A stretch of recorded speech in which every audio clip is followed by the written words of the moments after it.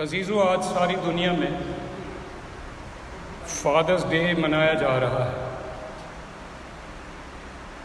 گزری رات سے آج صبح تک father's day father's day father's day مبارک ہو، اس کی صدا کی میرے کانوں میں اب تک آواز گونج رہی ہے، کیونکہ میں بھی فادر ہوں، بلکہ میں گرینڈ فادر بھی ہوں، اور یہاں اور بھی گرینڈ فادرز بیٹھے ہوئے ہیں۔ اس سال کا فادرز ڈے کرونا وائرس کی عالمی وبا کے حالات میں باہر نکلنے کی بجائے گھروں میں بیٹھ کر اندر ہی منایا جا رہا ہے، لیکن اس کی اہمیت میں کوئی کمی نہیں، کیونکہ اولاد کی زندگیوں میں باپ کا کردار خود ہی بہت اہم ہے۔ آئیے آج اس خوبصورت تہوار کے بارے میں کلام مقدس میں سے جانیں۔ انجیل جلیل کا جو حوالہ آپ کے سامنے پڑھا گیا، اس کا عنوان ابھی آپ کے سامنے کھویا ہوا بیٹا بتایا گیا۔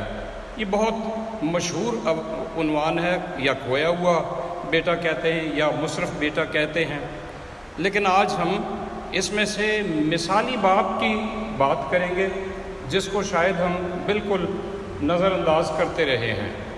دعا کریں۔ اے آسمانی باپ، ہم تیرے فضل اور رحمت کی بدولت تیرے حضور میں آتے ہیں، تیرا شکر بجا لاتے ہیں کہ تو نے خاندان بنائے اور والدین کو ان کی مخصوص ذمہ داریاں سونپی، تاکہ وہ اپنے بچوں کی پرورش کریں، ان کی رہنمائی کریں۔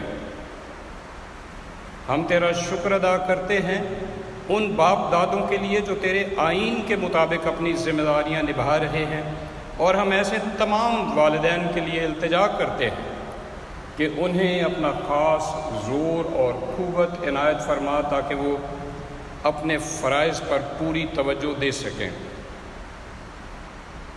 اے خداوند، کلیسیاؤں، اداروں اور افراد اور والدین کو اور زیادہ مؤثر بنا، تاکہ اولاد تیری صورت اور تیری شبیہ کو پہچان سکے۔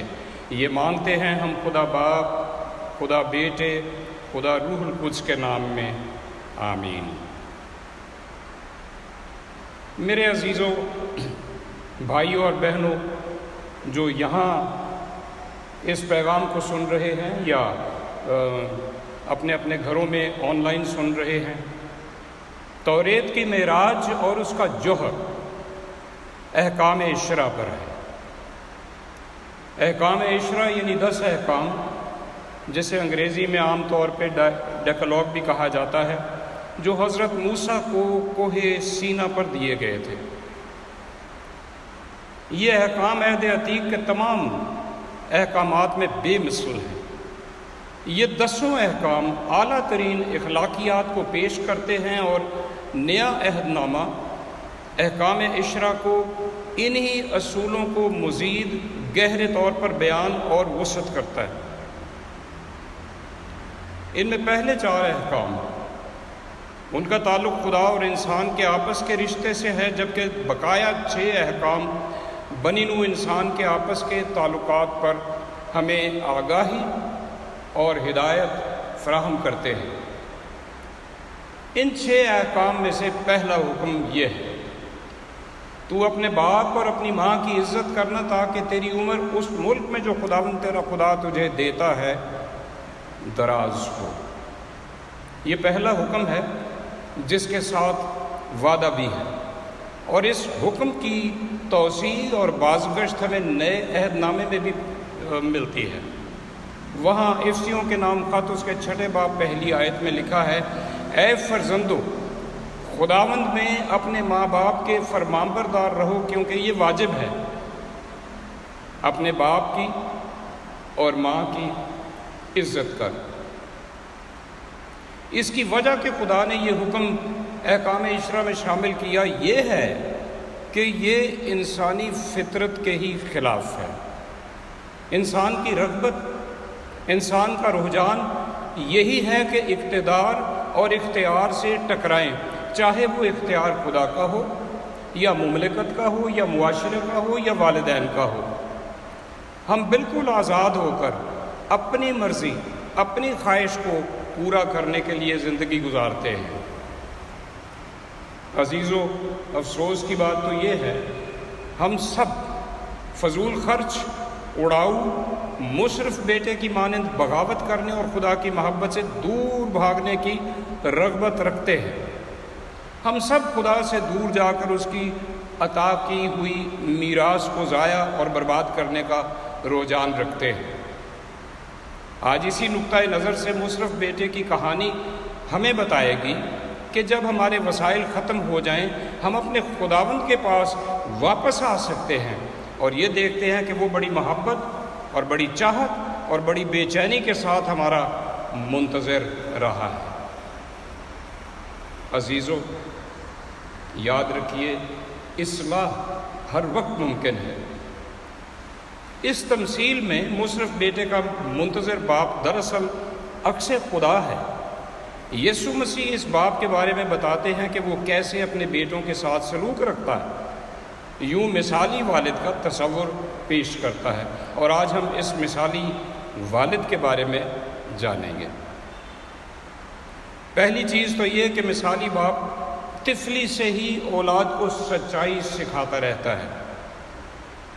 یسوع نے مصرف بیٹے کی تمثیل خلا میں نہیں سنائی، بلکہ وہ یہودیوں سے مخاطب تھے جو عہد عتیق کے صحیفوں اور شریعت موسوی سے بخوبی واقف تھے۔ ملک موعود میں داخل ہونے سے پہلے ہی موسیٰ لوگوں کو یاد دلاتا ہے، سن اے اسرائیل، خداوند ہمارا خدا ایک ہی خداوند ہے، تو اپنے سارے دل اور اپنی ساری جان اور اپنی ساری طاقت سے خداوند اپنے خدا سے محبت رکھ، اور یہ باتیں جن کا حکم آج میں تجھے دیتا ہوں تیرے دل پر نقش رہیں، اور تو ان کو اپنی اولاد کے ذہن نشین کرنا، اور گھر بیٹھے اور راہ چلتے اور لیٹتے اور اٹھتے وقت ان کا ذکر کیا کرتے رہنا، اور تو نشان کے طور پر ان کو اپنے ہاتھ پر باندھنا، اور وہ تیری پیشانی پر ٹیکوں کی مانند ہو، اور تو ان کو اپنے گھر کی چوکھٹوں اور اپنے پھاٹکوں پر لکھنا۔ اور موسیٰ اس تعلیم میں نظم و ضبط شامل کرنے کے لیے اپنے خطاب میں یہ بھی کہتا ہے، تو اپنے دل میں خیال رکھنا کہ جس طرح آدمی اپنے بیٹے کو تنبیہ کرتا ہے، ویسے ہی خداوند تیرا خدا تجھ کو تنبیہ کرتا ہے۔ ظاہر ہے کہ بچوں کو حالت نظم میں رکھنے کے لیے خود اپنا کردار بھی ضابطے میں رکھنا ہوگا، ورنہ بچے آپ کی ریاکاری کو بہت جلد بھانپ لیں گے اور آپ سے کچھ نہیں سیکھیں گے۔ اس کے بعد مثالی باپ شخصی آزادی اور خود مختاری کو بھی تسلیم کرتا اور اس کا احترام کرتا ہے۔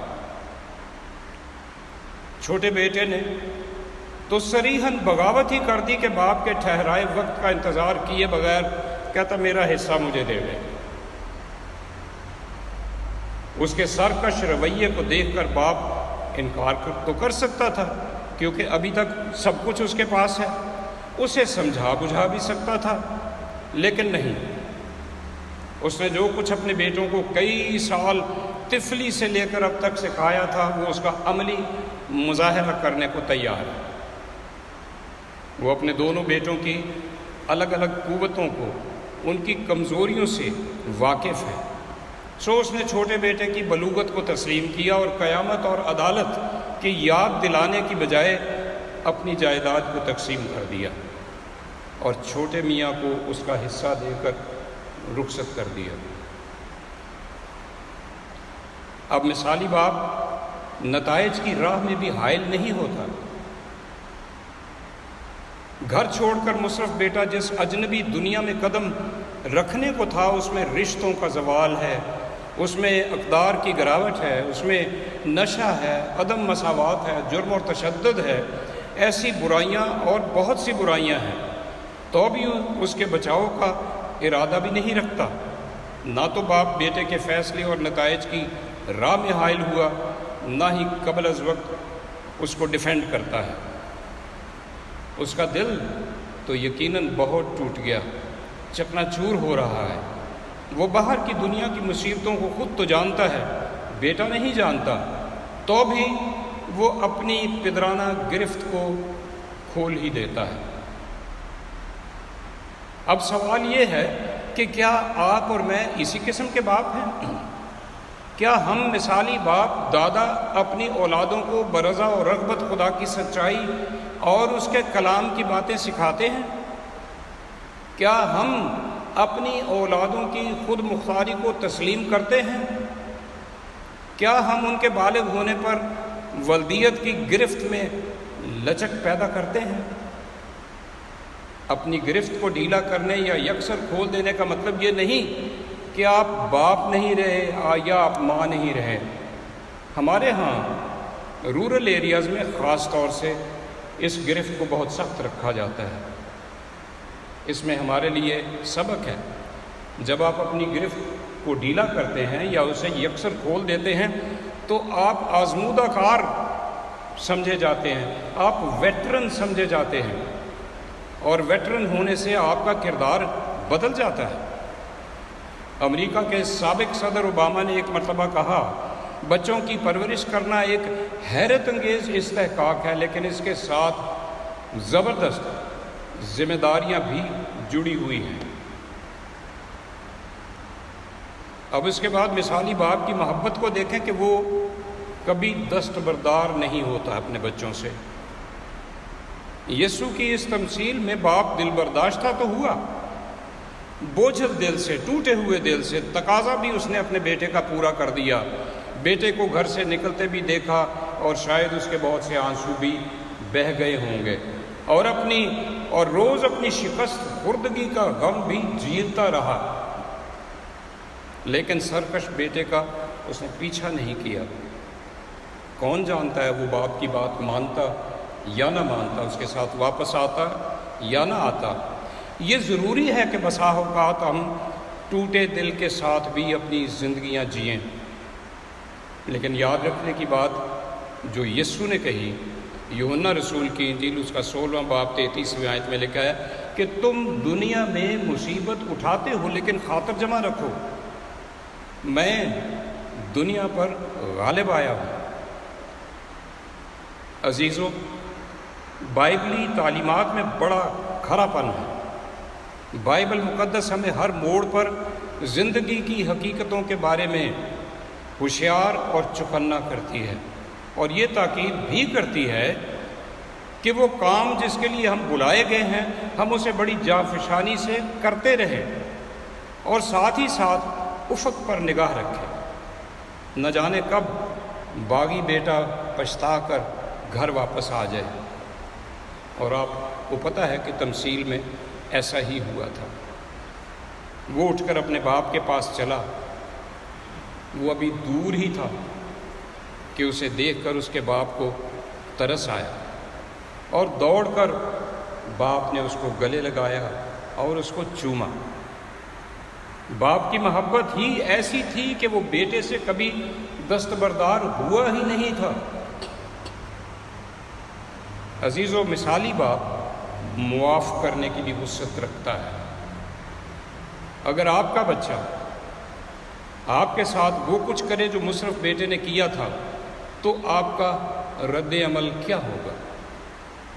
یہ اپنے آپ سے سوال پوچھنے والا ہے۔ یسوع کی تمثیل میں باپ کا رویہ انتقامی کارروائی سے بالکل مختلف تھا۔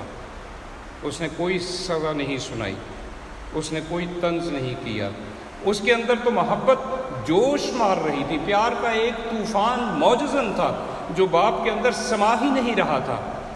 اسے اپنے بچے پر ترس آیا، وہ دوڑا اور جا کر بیٹے کو گلے لگایا اور اسے چوما، اور بیٹے نے جو جملے تیار کیے ہوئے تھے وہ کہنے لگا، ہے باپ میں آسمان کا اور تیری نظر میں گنہگار ہوا، اب اس لائق نہیں رہا کہ تیرا بیٹا کہلاؤں۔ باپ کے پاس تو صبر ہی نہیں تھا کہ وہ اس کی یہ باتیں سنتا، اس پر دھیان کرتا۔ وہ تو اس محبت اور خوشی سے سرشار اور مغلوب تھا جو اس کے سارے جسمانی نظام سے امڑ رہا تھا۔ اس وقت اس باپ کو سوائے شادمانی کے، سوائے ڈھیروں خوشی کے کچھ ہوش نہ تھا۔ سو اگلی بات ہم دیکھتے ہیں کہ مثالی باپ جشن اور شادمانی کرتا ہے۔ باپ اپنے واپس پھرے ہوئے بیٹے کے لیے ایسا بےتاب تھا کہ اس کی بات سنے بغیر اچھے سے اچھا لباس فوراً منگوا لیا، اور عبرانی روایت میں وہ اچھا لباس عزت کی علامت ہے۔ انگوٹھی پہنانے کو حکم دیتا ہے۔ انگوٹھی اختیار کا نشان تھا۔ جوتے تو اس وقت غلام نہیں پہنتے تھے، صرف گھر کے بچے، گھر کے افراد پہنتے تھے۔ غلام ننگے پاؤں گھر کے اندر پھرتے اور اپنا کام کرتے تھے۔ جوتے پہننا حریت کی نشانی تھے۔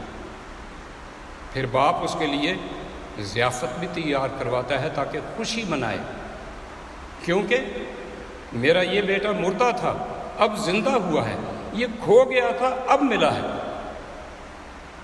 کتنی بڑی بات ہے عزیزو! ہمیں یعنی موجودہ والدوں کو اپنے آپ سے ہی پوچھنا ہے کہ کیا ہم اپنے ایسے تائب بیٹے کے لیے یہ کچھ کر سکتے ہیں جو مثالی باپ نے آپ کے سامنے کر دکھایا؟ کیا ہم ایسی حالت میں ایسے پرجوش ہوتے ہیں کہ بے ساختہ اتنا کچھ کر ڈالتے؟ شاید نہیں۔ کون جانے کہ یہ بیٹا اتنے عظیم الشان استقبال کے بعد بھی پھر پہلی جیسی کوئی نامناسب حرکت نہ کر ڈالے۔ میرا خیال ہے کہ اس مثالی باپ کو دیکھ کر تو مجھے خود بھی بہت کچھ سیکھنا ہے، اور آپ سب کے لیے بھی اس میں اسی طرح کے سبق ہیں۔ عزیزو، یہ مثالی باپ ابہام کے ساتھ آگے چلنے کے لیے رضامند ہے۔ بائبل مقدس اس بڑی دلچسپ تمثیل کا انجام تو ہمیں نہیں بتاتی، لیکن اتنا ضرور بتا دیا کہ بڑا بیٹا جو گھر پر ہی تھا اور اپنے کام میں مصروف رہا تھا، بہت ناراض ہوا، اور باپ اس کی ناراضگی کو بھی برداشت کر کے جیتا رہا۔ بڑے بیٹے نے بہت حقارت آمیز الزام لگایا، مجھے تو نے کبھی ایک بکری کا بچہ بھی نہ دیا کہ اپنے دوستوں کے ساتھ خوشی مناتا۔ لیکن جب تیرا یہ بیٹا جس نے تیرا مال متا کسبیوں میں اڑا دیا، تو اس کے لیے تو نے پلا ہوا بچڑا ذبح کروایا۔ اس بات سے بھی باپ کو کتنی تکلیف پہنچی ہوگی، لیکن باپ بڑے بھائی کی وفاداری کو تسلیم کرتا ہے۔ اس کے بدلے میں واپس آئے بیٹے سے کسی کارکردگی کا، کسی اچھے مظاہرے کا تقاضا نہیں کرتا۔ عزیزو، ہمارے گھروں میں بھی ایسا ہوتا ہے، اور ہم مستقبل کو نہیں جانتے۔ زندگی کا سفر پھر بھی ہمیں جاری رکھنا ہے۔ ہمارے رشتوں میں ابہام شامل ہوتے ہیں۔ مثالی باپ اسے زندگی کی حقیقت جان کر آگے چلتا ہے، اور خدا سے وصول کی ہوئی ذمہ داری وفاداری سے نبھاتا ہی چلا جاتا ہے۔ خاندان کے دوسرے اہم افراد بھی ہیں، بیوی ہے، بیٹیاں ہیں، شاید اور بچے بھی ہوں گے، وہ جو مرضی کرتے رہیں، لیکن باپ اپنے ارادے پر اٹل ہے۔ ہمارا حتمی اجر یہ نہیں کہ آرام کرسی پر پھر بیٹھ کر ہم اپنے آپ سے کہیں کیا میں اچھا باپ نہیں تھا۔ یہ مانا کہ ہمارے بچوں سے ہمیں متوقع خوشیاں مل جائیں گی، لیکن حتمی اجر تو ہمیں تب ملے گا جب حقیقی باپ جو خدا ہے ہمیں تھپکی لگا کر کہے گا، اے اچھے اور دیانتدار نوکر، شاباش، اپنے مالک کی خوشی میں شریک۔ عزیزو، یاد رکھیں، مثالی باپ تو خدا ہی ہے، آپ اور میں خدا نہیں ہیں، سو ہم بے داغ اور کامل بھی نہیں ہیں۔ والدین اور اولاد کے اچھے تعلقات کی کنجی افسیوں کے نام خط اس کے 6 باب 4 آیت میں لکھی ہے۔ اے اولاد والو، تم اپنے فرزندوں کو غصہ نہ دلاؤ۔ بہت وقت ایسے آتے ہیں ہماری زندگیوں میں کہ ہم ان کو غصہ دلاتے ہیں۔ اگر وہ ڈیپینڈنٹ ہیں تو وہ شاید غصہ پی جاتے ہیں، لیکن اندر ان کے ابال آتا رہتا ہے۔ اور اولاد کے لیے یاد دہانی، یہ بڑی سخت یاد دہانی ہے جو استثناء کے 27ویں باب اس کی 16ویں آیت میں لکھی ہے۔ سنیے، جو اولادیں ہیں لعنت اس پر جو اپنے باپ یا ماں کو حقیر جانے، لعنت اس پر جو اپنے باپ یا ماں کو حقیر جانے۔ باپ کا مطلب صرف وہی شخص نہیں جس کے صلب سے اولاد نے جنم لیا ہے، بلکہ دادا، تایا، چچا، ماموں، سسر، غرضے کہ ہر وہ شخص جو باپ کی عمر کا ہو یا بڑا ہو، وہ سب احترام کے قابل ہیں۔ کلام مقدس کی وضاحت سنیے، جن کے سر کے بال سفید ہوں تو ان کے سامنے اٹھ کھڑے ہونا اور بڑے بوڑھے کا ادب کرنا اور اپنے خدا سے ڈرنا۔ یہ ناپ تول کا نظام جو ہے کہ باپ نے میرے لیے ایسا نہیں کیا تو میں ایسا نہیں کر سکتا، یہ نہیں اس میں لکھا۔ اس میں لکھا ہے کہ خدا سے ڈرنا۔ تو عزیزو، خداوند موجودہ خاندانوں میں بڑھتے ہوئے تکبر، بڑھتی ہوئی گستاخی اور ان کے رجحان اور بڑھتی ہوئے کرونا وائرس کی بیماری سے ہم سب کو محفوظ رکھے اور ہم سب کو بڑی برکت عطا کرے۔ میں آپ سب کو جو والدین ہیں، دادا ہیں، پردادا ہیں اور بچوں کے باپ ہیں، آپ کو فادرز ڈے کی مبارکباد دیتا ہوں۔ خداوند آپ کو بہت برکت دے، آمین۔